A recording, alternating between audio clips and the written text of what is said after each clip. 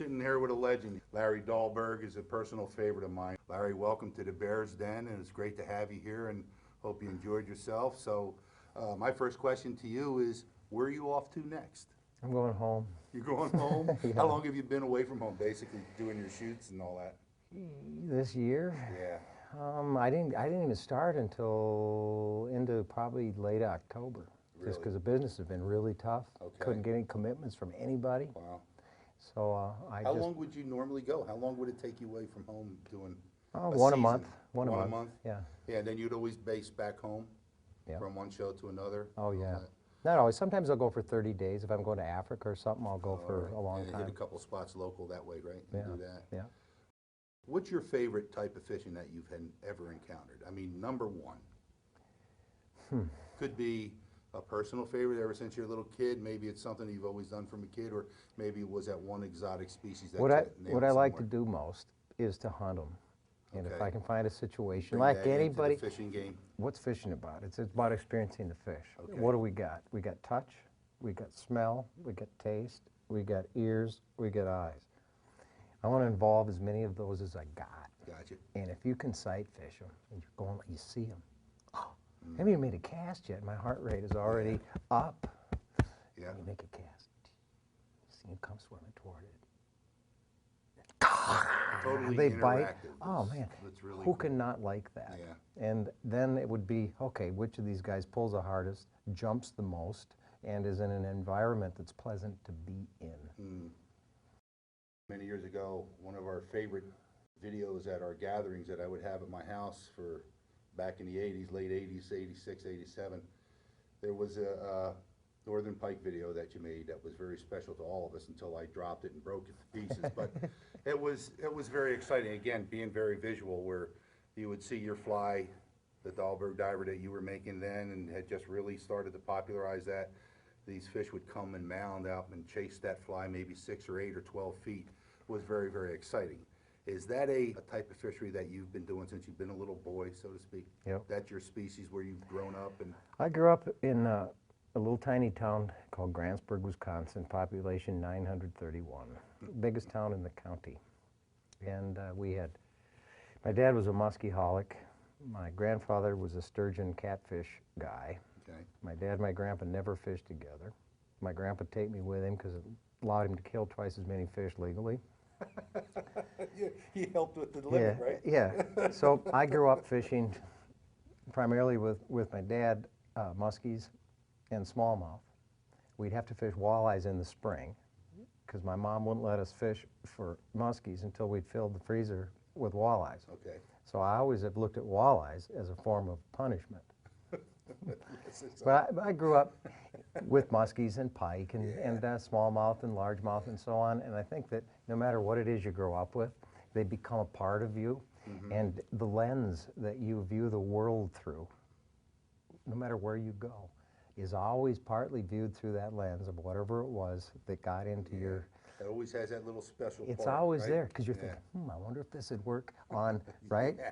Right? Going back with your buddies, yeah, Yeah. that's right. You I got one wonder up on if 'em. this would Yeah. work on a... Yeah. What's moved the most since you started? What have you seen change that somehow stays with you as to, now that's a special time, or that was really change in direction as far as the sport of fly fishing is concerned? What either could be graphite rods, could be different lines or different flies, synthetic materials, stuff like that. Is there anything that sticks out in your mind that would really be like direction changing type of Well, stuff? there isn't any question that when we started using carbon fiber in fly rods, there was such a massive leap in performance. It was revolutionary. Yes. It was revolutionary. I think that personally, the biggest change, and I might have had something to do with this, is that so many people were just trout guys. And the idea of adapting, where my thinking has always been, I just fish with whatever. And I've never been interested in smaller creatures. Trout, rainbows and brookies and stuff. I Yeah. mean, they were fine to catch. You know, put them on a stick and cook them and eat them and Yeah. stuff, but they never made my heart beat faster. And so fish that ate bugs didn't interest me much. But I'd love to throw a fly line. I just love the way it feels. Okay. And I'm a lure guy. And so when I designed flies, I wasn't thinking about making flies to sell them to somebody. You had to go I wasn't even going to fish share them with anybody. These are for Yeah, me. I gotcha. And the basis of my thinking always involved not what it looks like. What does it do in the water? What does it do? I want to make them something that I could get more fish to bite than what I had before, and that's it. Yeah. And I think that the shift away from pure trout and the move toward catching and fishing for more predator, fish, higher yeah, end yeah, predators, yes, okay. and larger flies, and as larger flies came into the picture, then synthetic materials, as you know, it's a whole, if you make a fly this big, if you can't cast the thing 90 feet, or you got to fight with it, and it's not fun, Right. That's throw it That's away. true. This is no fun. Right. And so I think that the synthetics, big fly fiber, flash of boo, that kind of stuff opened up another category to fly anglers where you could make something big that you could still chuck and control. If you're designing a fly that you want to make it real hot, musky fly, what would be the most important ingredient in that fly for you? What would be the most important part of your design to catch a muskie with a fly? It depends on the time of the year, Okay. a lot. Depends on the type of water I'm fishing. If, I'll flip this around on you. Okay. You're a fly guy, you want to go catch a muskie, you want your odds to be high, what should you do?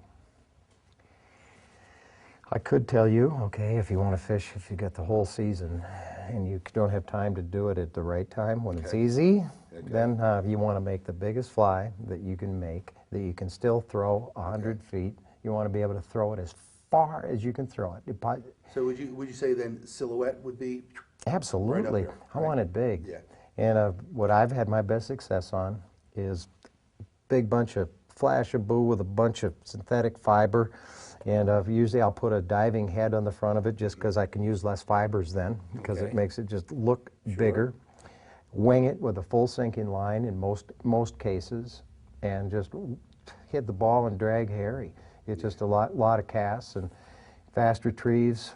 Learning when the fish comes up at the boat, you can't. So you ever hunt grouse? No. I haven't. Grouse fly up, they like this. Right. And what you have to learn to do, instead of go and pucker, you have to just get the gun up and shoot it. And when a muskie's following, what you tend to do is pucker. And if you slow down and you pucker, he often leaves. But with a flyer, you get some big advantages in terms of screwing with them at the boat, big loops and big figure eights and so on. But if I was going to target him, if you said to me, Larry, I want to go catch a muskie, what should I do? I would say, call Don Persh. He's on Rowan Lake. He and I, many years ago, figured this thing out, and it's wired. When the water hits 60 degrees, actually when it's 58, depending on the weather, tell Don to call you. Get in whatever you have to get in. And this is in southern Ontario. It's like a early meso, late oligotrophic body of water, sort of semi-tannin colored. And these fish have a movement at 60, and they move up into shallow water. I sight fish them. I've had days when I've made 6 casts and caught 5 muskies. Jeez. And what the trick is, first strip diver about this long, leader 6 to 7, 8 feet long, sinking tip. You spot the fish, cast the fly so it's in front of him and past him, let everything go to the bottom. You just start going strip, strip, strip, and you watch this fish. You watch him. You got one eye on him and one eye on your fly. And the minute that he just goes and he starts to move, you got to start doing this. Okay. Even though he's 15 feet away when he made the first movement, you do that, he'll come up and he'll eat it. If you don't react and make the fly seem as though the fly knew he was there, and you wait until he's turned and he's tracking, a lot of times they'll just follow because you didn't get it to react quickly enough to the fish. And that's a fascinating thing because I've seen it, you see it. And so many times you're fishing, you don't see the fish. Does he give you signs, body language, to let you know that Oh yeah. you got him? Oh, and you can react to oh, his? you watch him. He's yeah, right. And It's time. Yeah, there that's it the goes. good part. Yeah. And what's cool about muskies is you would really like them because they swim up and they're almost sentient. They're on your fly and they turn and their eyeball rotates up and looks Oh, you boy. right in the eye. And sometimes they stop. It's just, I've never done it. I've always dreamed about it. oh, but you'd it's like a it. phenomenal thing.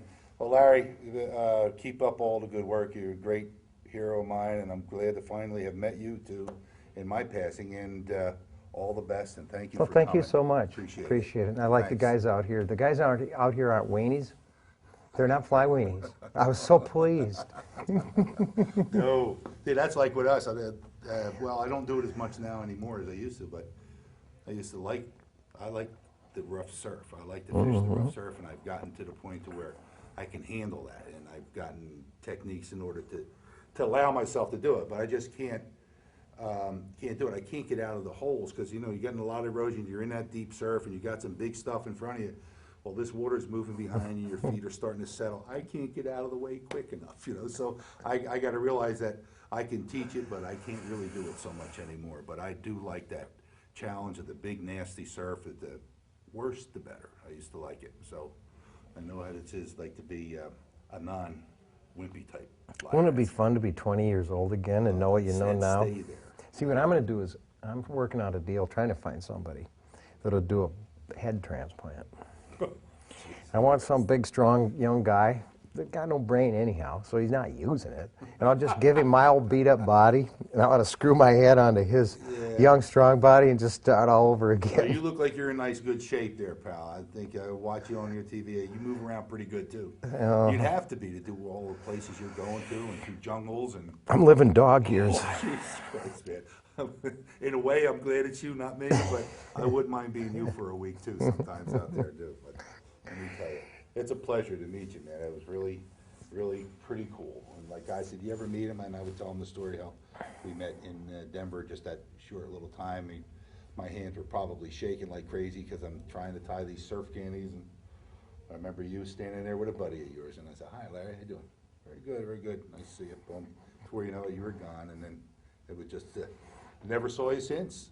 I mean, I don't think you used to go to Denver that much after. That would be maybe 91? No idea. Maybe 90? I do not remember. A long time ago. But It's hard to find time to do this kind of stuff. Yeah, I'm a one-man band. I have no employees. really? And I do Do all you of all it. your booking and everything yourself? Everything, yeah. The camera gear, the repair of the gear, the tackle, Really? Everything, yeah. I edit I don't run the editor, Okay. but I log all the tapes. I'm sitting there when the show is edited. I make every single edit decision. Time code number, bloopity bloop, tape number, bloop, bloop, bloop. It's about 25 seconds long, and then it's going to cut to, bloop, bloop, bloop. So I'm there every shot, every. How did you get started with the video? How did that become interesting to you? Because I went to work at the Inn Fisherman, Okay. and my main job there was to just fill the tanks, Yeah. go catch fish. Okay. And I've got a degree in English, and so the ability I can write a story, and putting a video together is very little different than that, and it Sure. just sort of came. You're just writing with images, video Sure, images, it just yeah. came naturally to me, and within a few months of being there, I found all of a sudden I was in charge of all the video production and all that stuff, and I didn't think about it. Those guys are doing pretty good. I like their work. I still remember Lindler, when he had another one of those tapes that we had was when I don't know if, did a pipe break water behind him while they were filming him, and he made a cast and he caught that one. I think it was on a big spinnerbait and stuff. They were some great times. I mean, those tapes back then, everything was VHS, but it was beginning where the only contact that we ever had when I was a kid would be once in a while see Gadabout Gaddis, the flying fisherman on TV, and it would be very rare to see a fishing video or a fishing show on TV. But that was special, so when you would catch it, you hope that you came in at the beginning Yep. and not the very end, you Yep. know. There might have been a couple other ones, of course, American Sportsman was popular, and then it started getting a lot of the hunting, and then where in the beginning it was mostly all fishing, so that was always the treat. I remember in high school, going over a friend of mine's house for a weekend, and his father was a member of this hunting club was local. And going there, and I guess I was a freshman in high school, so going there and going into this hunt club in the morning, Sunday morning, and they're all shooting skeet in the back and all that stuff, and there were video type things on the TV, and there's breakfast going on, a lot of activity early in the morning, like 9 o'clock in the morning for me, that's pretty early, but to see that much activity, all associated with outdoor sports, hunting and fishing. Whew, what a nice ambiance that gave me, something I'll never forget. So then, all those years now go through the occasional TV things to video. And when those videos came out, they had a lot of impact on a lot of our guys. And it was because we could finally get fishing whenever we wanted with the tapes. And boy, your Northern Pike one was #1.